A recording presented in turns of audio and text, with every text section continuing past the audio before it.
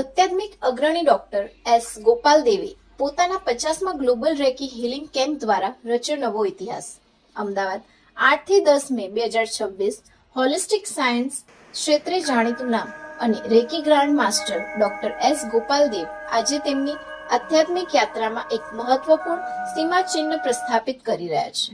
વર્ષ 2000 થી શરૂ થયેલી તેમની આ સફર આજે તેમના 50મા 3 દિવસીય રેકિંગ હીલિંગ કેમ્પ સાથે એક નવા શિખરે પહોંચી છે. છેલ્લા 2 દાયકાથી વધુ સમયથી તેઓ માનવતાને દવામુક્ત જીવન તરફ દોરી જવાનું ઉમદા કાર્ય કરી રહ્યા છે.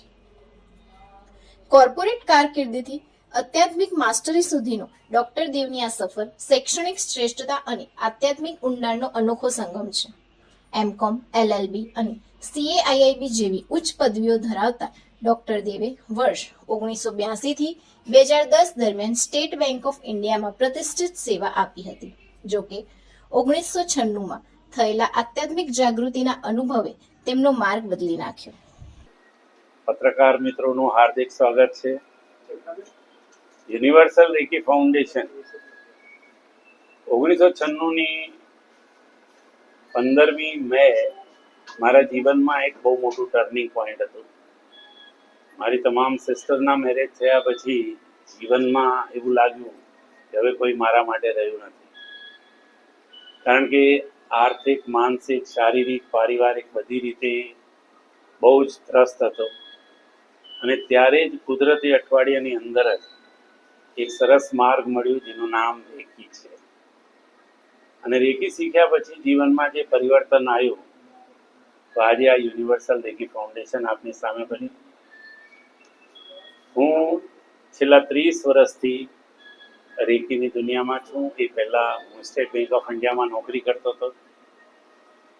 રેકીની સાથે જોડાયા પછી જ્યારે મારા પોતાના શારીરિક પ્રોબ્લેમ, માનસિક પ્રોબ્લેમ, પારિવારિક પ્રોબ્લેમ, સામાજિક પ્રોબ્લેમ અને આર્થિક તકલીફો એ તમામથી જ્યારે હું મુક્ત થયો ત્યારે મનમાં એક વિચાર આવ્યો કે બેંકની નોકરીથી તો મને ખાલી પગાર જ મળે છે. લોકોને શીખવાડીને એ લોકોના જીવનમાં ચેન્જીસ લાવ્યો.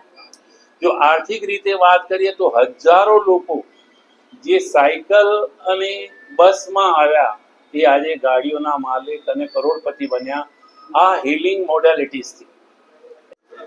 नमस्ते एवरीवन, मैं हूँ Kanak Devnani, daughter of S Gopal Dev. मैं रेकी में अभी पिछले 3 साल से प्रॉपरली जुड़ी हूँ. मैंने बचपन से मेरे पापा को यहाँ देखा है, इतनी मेहनत करते हुए, सब लोगों को इतना हमने खुश होते हुए यहाँ से जाते हुए देखा है कि लाइक इतने केसेस थे कि कोई पेशेंट खड़ा नहीं हो पाता था और 3 दिन में वो यहाँ से खड़े होके जाते थे.